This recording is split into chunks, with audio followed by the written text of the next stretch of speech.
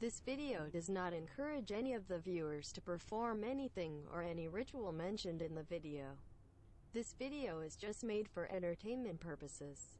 This video can also be scary for some viewers and may get nightmares. It is advised not to perform the things mentioned in the video. The Zodiac Killer. I like killing people because it's so much fun. In July of 1969, a letter arrived at the San Francisco Examiner newspaper containing those chilling words in a coded message. The sender, the soon-to-be notorious Zodiac, a serial killer who terrorized Northern California in the late 1960s and early 1970s with a combination of grisly murders and bizarre public letters brimming with horrific threats. Demented demands and mysterious ciphers teasing his identity. That identity has stymied law enforcement officials, professional codebreakers, and armchair criminologists alike for nearly 5 decades. While officially connected to 5 murders and 2 attempted murders, the Zodiac hinted he had killed at least 37 victims. After taunting the police and the public with nearly 24 communiques, he seemed to vanish in the late 1970s. But his twisted legacy endures, having inspired 3 real-life copycat killers and dozens of books, TV shows, and movies, including, most famously, Clint Eastwood's nemesis in the film, Dirty Harry. Below, a chronology of both his known murders and several that show strong signs of the Zodiac hand. First, Santa Barbara. Robert Domingos and his fiancée Linda Edwards were seniors at Lompoc High School in Santa Barbara County, in Southern California. On Tuesday in early June 1963, the couple decided to use the senior ditch day to go sunbathing on a beach near Gaviota State Park. When the 2 teenagers didn't return home by Wednesday, Robert's father went to the beach and was horrified to discover their bodies lying together inside the remains of a crumbling shack. The victims, bound with rope, had apparently tried to escape, but were shot and killed with a .22 caliber weapon. Robert was shot 11 times and Linda had been shot 9 times. The killer then dragged the bodies to the shack where he tried and failed to start a fire. Investigators had few leads, but in 1972, the Santa Barbara County Sheriff's Department announced a possible Zodiac connection. The beach killer used Winchester Western Super X ammunition, the same ammunition used by the Zodiac during the 1968 murders on Lake Herman Road. The Domingos-Edwards case also had similarities to the Zodiac's attack of another young couple at Lake Berryessa in 1969. 2. Benicia. 5 nights before Christmas, high school students Betty Lou Jensen and David Faraday set out on their first official date together, promising Betty Lou's parents they'd be home by 11 p.m. Shortly after that time, passing motorists saw the Rambler and its occupants parked at a lover's lane spot along Lake Herman Road in Benicia, California. Moments later, another driver noticed 2 seemingly lifeless bodies on the side of the road. Benicia police and others responded to the scene and discovered Betty Lou dead, with 5 bullet wounds in her back. David was found next to the Rambler with a bullet wound in his head, still breathing but near death. Bullet holes in the car's roof and back window indicated that the killer may have fired warning shots to force the victims out of the vehicle. Shell casings recovered at the crime scene identified ammunition as Winchester Western Super X copper-coated. Ballistic evidence indicated that the killer used a .22 caliber, possibly a J.C. Higgins Model 80 semi-automatic pistol. Investigators believed the 2 teenagers were likely random targets killed by a stranger for unknown reasons. 3. Vallejo. 22-year-old Darlene Farron was a wife, mother, and a popular waitress at a Vallejo restaurant. On the night of July 4th, she picked up friend Michael Maggio and stopped her Corvair in the parking lot of Blue Rock Springs Park. Michael later told police that another vehicle pulled into the lot around midnight and then left, only to return minutes later. The driver got out of the car, shined a bright light, and fired into the Corvair with a 9mm handgun. Michael was shot in the jaw, shoulder, and leg. Darlene was hit several times. at 12:40 p.m. In a call later traced to a gas station payphone, a man rang the Vallejo Police Department and claimed responsibility for the shooting as well as the murders on Lake Herman Road. According to the police dispatcher, the caller spoke in a low, monotonous voice, saying, "I want to report a murder.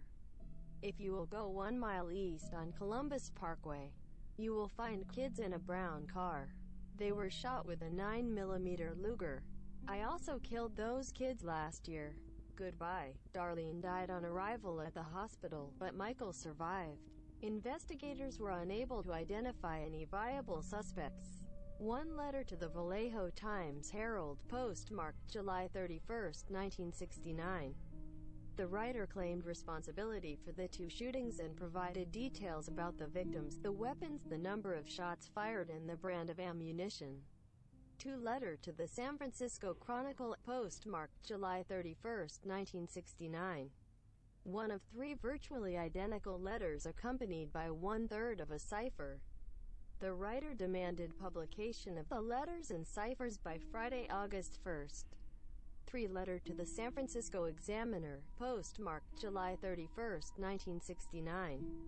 The writer threatened to kill again if newspapers did not publish the cipher, which included the words, "I like killing people because it's so much fun."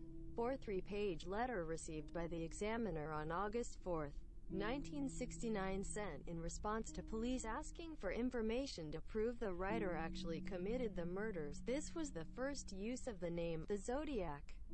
4. Lake Berryessa. On a Saturday in late September, college students Brian Hartnell and Cecilia Shepard were relaxing along the shore of Lake Berryessa, some 30 miles north of Napa, California. A man appeared holding a gun and wearing a hooded costume with a white cross circle stitched over the chest. Explaining that he had escaped from a prison and needed money in a car to escape to Mexico, the stranger bound their wrists with pre-cut lengths of plastic clothesline. Without warning, he plunged a large knife into Brian's back 6 times. He then stabbed Cecilia 10 times as she fought for her life. The man then walked to Brian's car and used a pen to draw a cross circle on the door with the dates and locations of the previous attacks. The date, September 27, 69, the time, 6:30, and the notation, by knife. At 7:40 p.m., a man called the Napa Police Department to report a double murder. The caller described Brian's car, directed police to the scene of the crime, and confessed, "I'm the one who did it." Police traced the call to a payphone at a car wash in Napa. Cecilia died 2 days later, but Brian survived. 5 message written on the passenger door of victim Brian Hartnell's Volkswagen Carmon Ghia, which included the dates of the 2 shootings. Sherwood Morrill, the California Department of Justice Documents Examiner, concluded that the door message was written by the author of the Zodiac letters. 5. San Francisco. Paul Stein, a 28-year-old student and husband, worked as a cab driver in San Francisco. That night, Stein picked up a fare headed for a destination in the upscale Presidio Heights neighborhood. At the intersection of Washington and Cherry Streets, the passenger shot Stein in the head and removed a piece of the victim's shirt. The man walked away just before police arrived, but the police radio broadcast mistakenly described the suspect as a black man, and passing officers dismissed a white man resembling the correct description. Fingerprints found on the driver's side of the cab may have belonged to the killer, and a sketch was produced based on descriptions provided by witnesses. The case was considered a routine robbery until the office of the San Francisco Chronicle received an envelope with a letter from the Zodiac, which began with the words, "I am the murderer of the taxi driver." The envelope also contained a blood-stained piece of Paul Stein's shirt. The Zodiac denied he left fingerprints and claimed the police sketch was inaccurate because he had worn a disguise. 6 letter to the Chronicle, postmarked October 13, 1969. The writer mocked police for failing to catch him and threatened to shoot children on a school bus. The envelope contained a piece of the blood-stained shirt belonging to victim Paul Stein. 7 envelope to the Chronicle, postmarked November 8, 1969, containing another piece of the cab driver's shirt, a humorous greeting card and another cipher consisting of 340 symbols. The writer added, day July August Sept October equals 7, a possible reference to more unidentified victims. 8 7-page letter to the Chronicle, postmarked November 9, 1969. The longest message from Zodiac claimed that police stopped him near a crime scene but let him go. Zodiac also included a bomb recipe and a diagram of the explosive. 9 letter addressed to famous attorney Melvin Belli, postmarked December 20, 1969. The writer feared he would kill again and asked Belli to intercede. The letter ended, "Please help me, I cannot remain in control for much longer." 6. Albany. The search for new leads in the Zodiac case led investigators across the United States to Albany, New York. The office of the Albany Times-Union newspaper received an envelope postmarked August 1, 1973, with a cross circle drawn in the corner instead of a return address. The letter read, "You were wrong, I'm not dead or in the hospital, I am alive and well and I am going to start killing again. Below is the name and location of my next victim, but you had better hurry because I'm going to kill her August 10th at 5 p.m. when the shift change. Albany is a nice town." Below the message, the writer included 3 rows of symbols. According to an FBI report, Bureau cryptanalysts deciphered the coded message to read, "Redacted, Albany Medical Center. This is only the beginning." Investigators were unable to identify any murders that could explain the vague reference to a victim on August 10th. Handwriting experts could not determine if the new letter was prepared by the writer of the Zodiac letters due to the lack of significant characteristics in the Albany message. But this possibility could not be eliminated based on the limited analysis. 19 letter to the Chronicle, postmarked January 29, 1974. The writer alluded to a possible suicide in another quote from the Gilbert and Sullivan musical The Mikado. The notation, Me 37, SFPD 0, was interpreted as a box score, indicating 37 victims. 20 postcard to the Chronicle, postmarked February 14, 1974. The writer referred to the SLA, or Symbionese Liberation Army, a group of militant urban guerrillas responsible for the abduction of newspaper heiress Patty Hearst. This message was signed, "Friends." These were some of the murder stories that the Zodiac Killer was responsible for.